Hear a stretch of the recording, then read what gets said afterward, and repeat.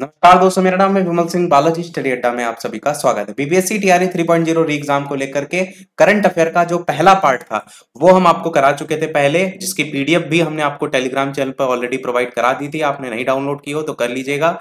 आज उसी का लेकर के आए हैं पार्ट नंबर 2, जहां पर मई 2024 तक की करंट अफेयर अपडेट हम आपको कराएंगे, जिसमें आज हमारा जो मेन फोकस है वो अप्रैल की करंट अफेयर पर रहेगा।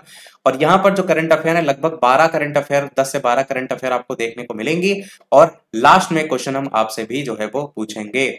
चलिए स्टार्ट करते हैं बिना किसी देरी के पहली करंट अफेयर से। एक चीज आपको और बता दें कि अभी हमारा फोकस बिहार के करंट अफेयर पर है। प्रतियोगिता दर्पण हम मंथली वाली जो है ऑलरेडी करा चुके हैं। एक स्पीडी वाला जो करंट अफेयर वाला पोर्शन है वो हम आपको करा देंगे पेपर से पहले, ताकि सारी चीजें उसमें अपडेट रहें।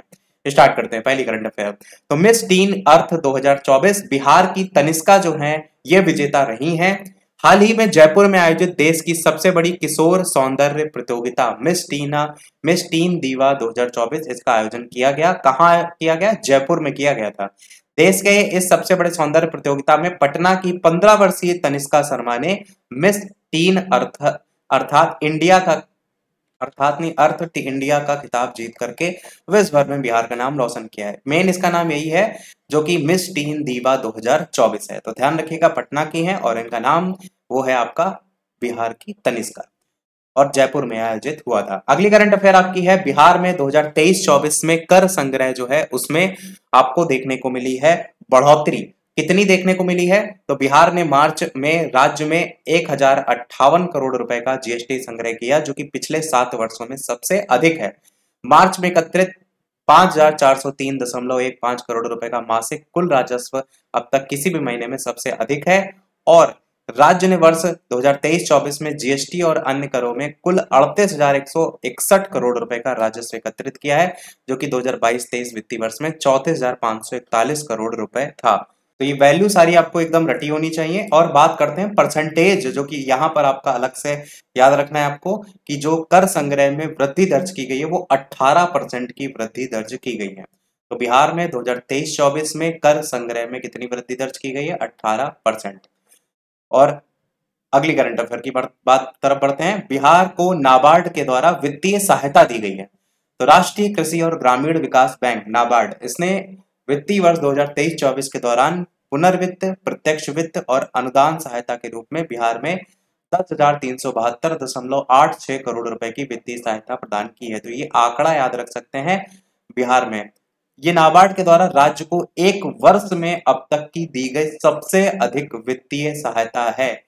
पूरे राज्यों के संदर्भ में बात की गई है कि किसी भी राज्य को एक वर्ष में अब तक की दी गई सबसे अधिक वित्तीय सहायता। पिछले वित्तीय वर्ष 2022-23 की तुलना में कितनी वृद्धि हुई है? तो 21% की ये वृद्धि आपको देखने को मिली है। तो सबसे अधिक है, इसलिए आप ये वैल्यू याद रखिएगा। और नाबार्ड ने जो है वो की है।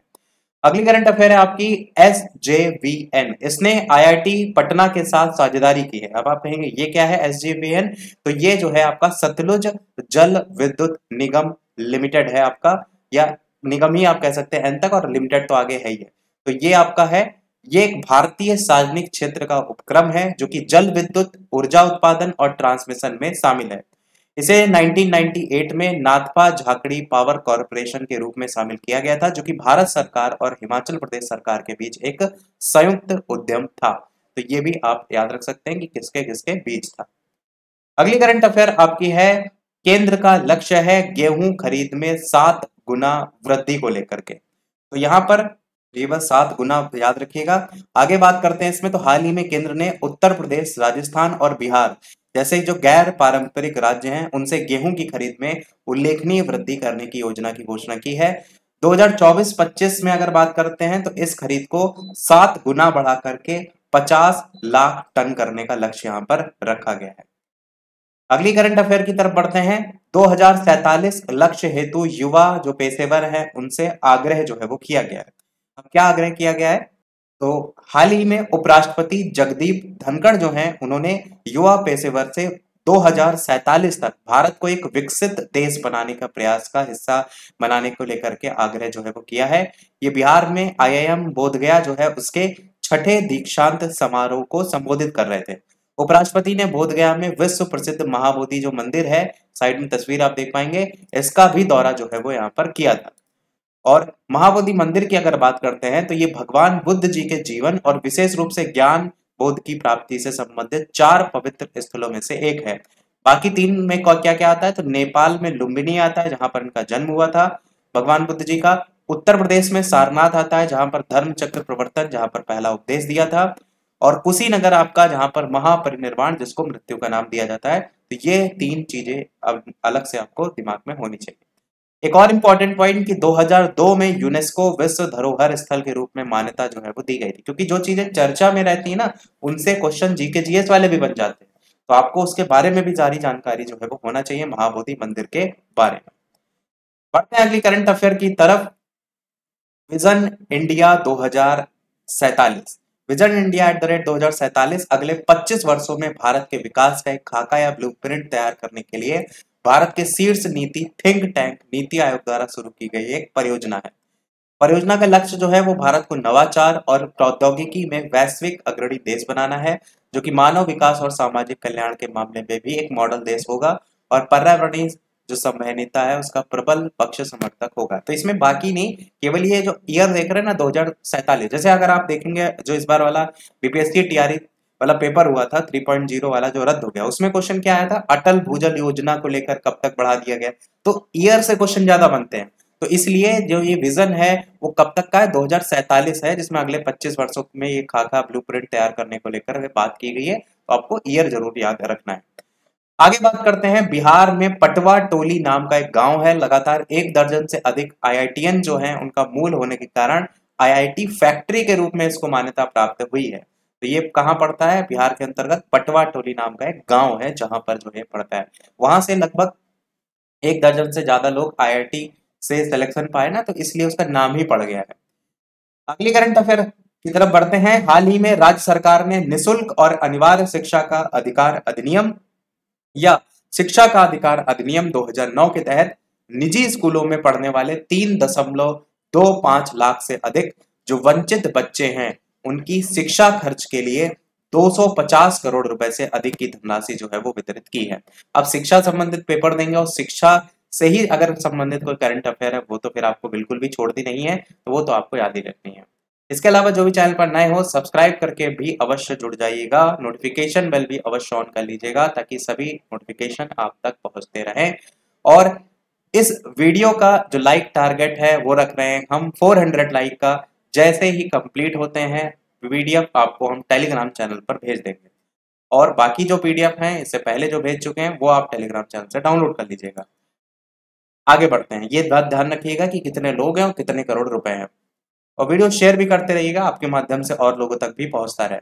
अगली करंट अफेयर है, पटना में राष्ट्रीय सब जूनियर बालिका कबड्डी के दंगल में। तो इसमें कंकड़बाग स्थित पाटलिपुत्र खेल परिसर है जहां पर इसके इंडोर हॉल में आयोजित हुआ था 33वीं राष्ट्रीय सब जूनियर बालिका कबड्डी चैंपियनशिप। इसका खिताब जो है वो हरियाणा ने जीत लिया है। तो इसमें इंपॉर्टेंट क्या है, क्योंकि ये आपका हुआ था बिहार के अंतर्गत, पाटलिपुत्र जी का नाम है ना, तो इसीलिए ये बिहार में हुआ था और विजेता इसमें हरियाणा जो है आपको देखने को मिला था। 33वीं राष्ट्रीय सब जूनियर बालिका कबड्डी चैंपियनशिप। अगली करंट अफेयर आपकी है वर्ल्ड इकोनॉमिक फोरम। इसमें शरद सागर जो है वो चुने गए हैं। वर्ल्ड सागर जो है वो वर्ल्ड इकोनॉमिक फोरम के यंग ग्लोबल लीडर जो है वो चुने जाने वाले बिहार के पहले और भारत के सबसे युवा लीडर हैं।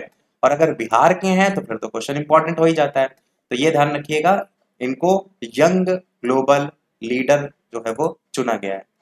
आगे बात करते हैं, तो भारत शरद को जो ये अवार्ड मिला है वो सामाजिक उद्यम के क्षेत्र में मिला है। शरद जो है वो मूल रूप से भारत के प्रथम राष्ट्रपति जो देश रत्न डॉक्टर राजेंद्र प्रसाद जी, उन्हीं की जन्मभूमि बिहार जीरादेई के संजलपुर नामक गांव के निवासी हैं। आपको डॉक्टर राजेंद्र प्रसाद जी का पता ही है कि वो भी बिहार के निवासी थे, ये भी आपके वहीं के ही हैं। तो सागर जो है इनका नाम है, और ये शरद सागर जो चुने गए वर्ल्ड इकोनॉमिक फोरम के लिए जो है वो चुने गए। अगली करंट अफेयर आपकी है कल्चरल कारवा से रिलेटेड, और ये हमारी इस वीडियो की लास्ट करंट अफेयर होगी, और लगभग इन्हीं जितनी करंट अफेयर कराई ना इसमें पूरे अप्रैल की आपकी करंट अफेयर कवर हो गई, कोई भी चीज हमने छोड़ी नहीं है इंपॉर्टेंट जो हो सकती है। तो भारतीय कला संस्कृति और साहित्य के सबसे बड़े सांस्कृतिक कार्यक्रमों में से एक साहित्योत्सव जश्न ए अदब कल्चरल कारवा विरासत पहली बार आपका पटना में आयोजित किया गया है। ऊपर तस्वीरें भी लगा दी ताकि थोड़ा सा याद करने में आसानी हो। तो ये आपका कहां पर पहली बार पटना में आयोजित किया गया है। ये सांस्कृतिक कार्यक्रम आपका 5 और 6 अप्रैल 2024 को शुक्रवार और शनिवार दिन था, दोपहर 2 बजे से प्रेमचंद रंगशाला, सैदपुर रोड, राजेंद्र नगर, पटना, बिहार में आयोजित किया जा रहा है। वही ये ऊपर तस्वीरें आपको देखने को। अब एक प्रश्न वीडियो को समाप्त करने से पहले आपसे भी, जैसे कि सभी वीडियो में हम आपसे एक प्रश्न पूछते हैं, और ये भी आपको बता दें कि ये हमारा जो वीडियो है वो टॉपिक नंबर 10 है, क्योंकि हम जो टॉपिक वाइज कोर्स करा रहे हैं ना, उसके सभी वीडियो में आप देखेंगे तो ऊपर हम आपको सभी में लिखा देखने को मिलेगा, ये है 10th टॉपिक वाइज वीडियो। इससे पहले अब तक 9 करा चुके हैं अलग अलग टॉपिक वाइज, जिसमें आपका बेसिकली मैप के थ्रू सारी चीजें अधिकतर चल रही हैं, तो वो आपने नहीं देखी हो तो जरूर देख लीजिएगा। तो ये प्रश्न आपके लिए, जिसका आंसर वीडियो के मेन कमेंट में आपको बताना है कि हाल ही में बोधगया में राष्ट्रपति जगदीप धनखड़ ने युवा पेशेवर जो है उनसे कब तक भारत को एक विकसित बनाने का प्रयास का आग्रह किया। 2027, 2035, 2047, 2050। अपना आंसर वीडियो के मेन कमेंट बताइएगा। और इससे पहले भी एक करंट अफेयर का पार्ट था, पार्ट 1, उसको भी रट लीजिएगा और पीडीएफ उसकी टेलीग्राम चैनल से डाउनलोड कर लीजिएगा। तो आज वीडियो में इतना ही रखते हैं। वीडियो लाइक शेयर सब्सक्राइब कीजिएगा। मिलते हैं फिर अगले वीडियो में, तब तक के लिए सभी को नमस्कार, जय हिंद।